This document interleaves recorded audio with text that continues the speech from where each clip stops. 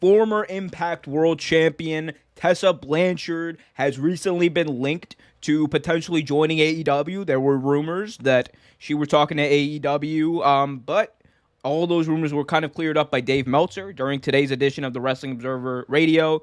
Meltzer commented on the report that originated from SE Scopes that AEW was in talks with former Impact World Champion Tessa Blanchard. And according to Meltzer, AEW was not actually in talks with Blanchard. He stated that, quote, I do have to mention before we go that AEW is not negotiating with Tessa Blanchard. I know that people keep asking me about this, and in fact, there is nothing to do. There's nothing to it. So that's the deal. So Meltzer very clearly saying that AEW and Tessa Blanchard are not talking to each other. There's no type of deal. There's no type of negotiations going on. And one has to think, does this have anything to do with Blanchard's past? Because otherwise, Blanchard in the ring is a star. We know the ties with her dad, Tully, who is in AEW.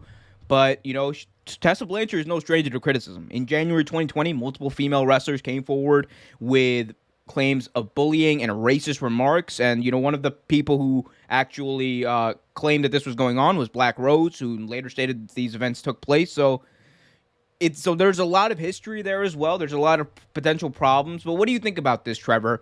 Do you think that Tessa Blanchard's past might have hurt her in a potential signing or potential negotiation with AEW?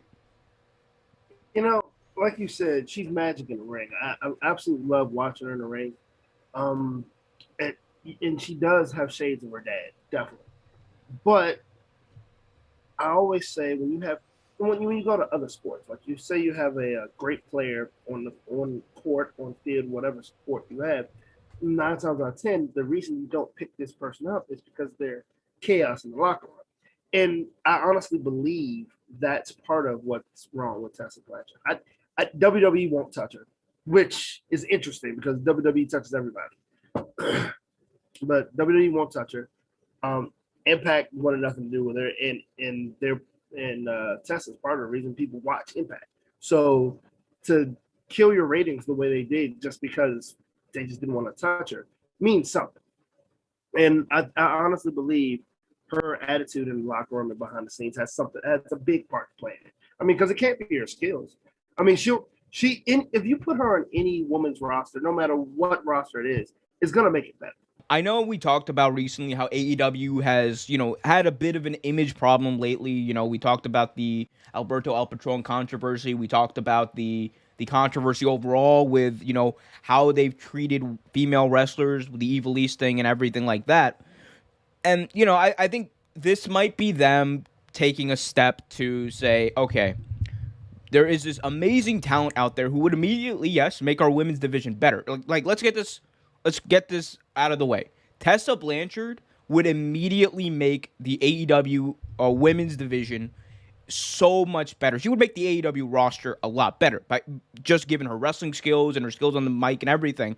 It would mean a lot to get her.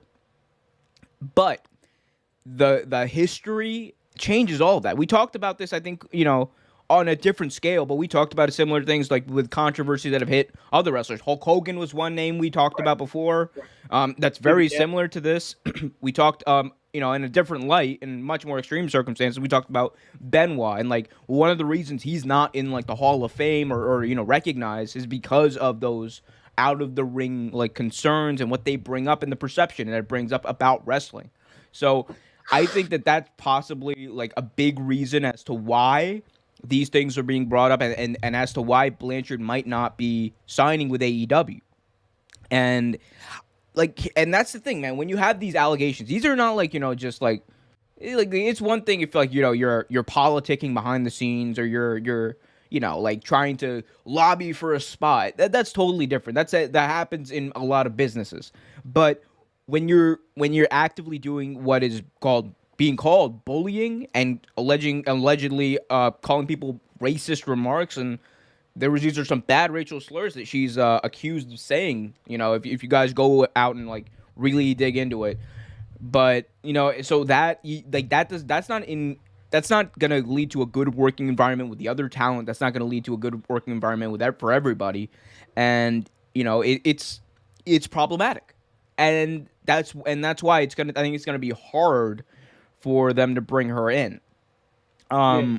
That being said, you know, for me personally, you know, again, we don't know exactly what happened. The allegations are what they are, but you know, I'm not like opposed to like people being like, you know, not necessarily forgiven, but you know, it legitimately like, you know, finding like legitimately like acknowledging what they did was wrong and changing habits.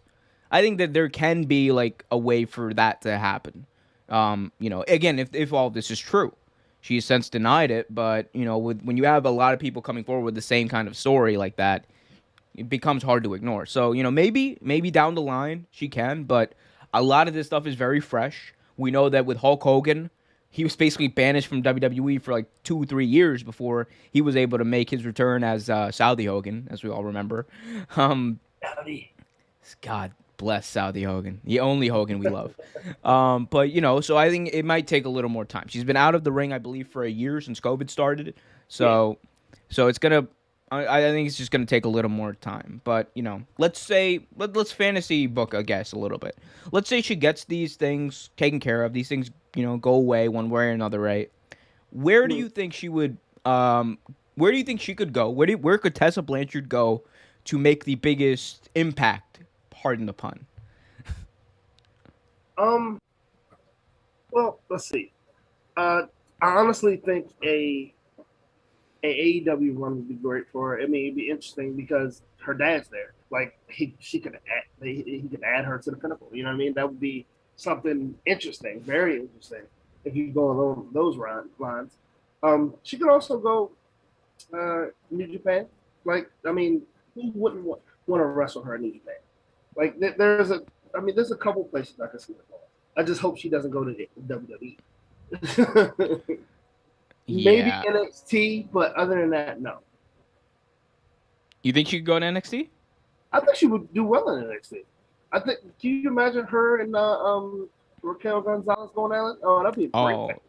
that would be Yeah, an great insane match. contest. That would they would like that would be a stiff wrestling match because we know Tessa Blanchard she's kind of very old school, which is a part of the reason in the ring I'm a huge fan of her product in the ring. Right, She's right, right. so good at like making it look like it hurts because a lot of the times it does hurt. Mhm. And you know she gets you to buy in, which is you know one of the reasons she became like basically the first female performer to win a world championship, like a men's division world championship. And you know, I think that was well deserved. A lot of people gave her slack for it. And look, we can there's a lot of like slack to be able to give her, right? You know, Oh, with the allegations and everything. But if we're talking about like based on her talent, did she deserve to be in that spot? Hell yeah. She's a dude, it's not like she's competing for like she's competing for the Impact World Championship first of all. Like let's temper like people who were offended by that. Like when else did anybody care about the Impact World Championship? Firstly, like it's not this prestigious title that people are arguing that it was at the time, right? It was a garbage title. Like like God bless Sammy Callahan, but you know, like Sammy Callahan was a world champion. I could yeah. totally see, For yeah, a Tessa long, Blanchard in for a long. real life could beat the shit out of Sammy Callahan. That's like no question in my mind. Like she's tough and she's great Yeah. in the ring and she's young. That's the one thing people forget. She's young. She's my age, What? dude. 27 or is she that old? 26 to Okay. 25, 26. She's very young. Like so she's got a lot of a future ahead of us. She's got a lot of wrestling left. You know, I just hope that, you know, she can get past some of these all out of the ring concerns and, you know, maybe get to a place in her life where like these problems don't come up and you know and everyone's at peace and hopefully she can put on a performance in the ring because she's so good. She's like I cannot Oh, emphasize it. Tessa Blanchard is like she might be actually the best in ring performer, like female in ring performer there is out anywhere.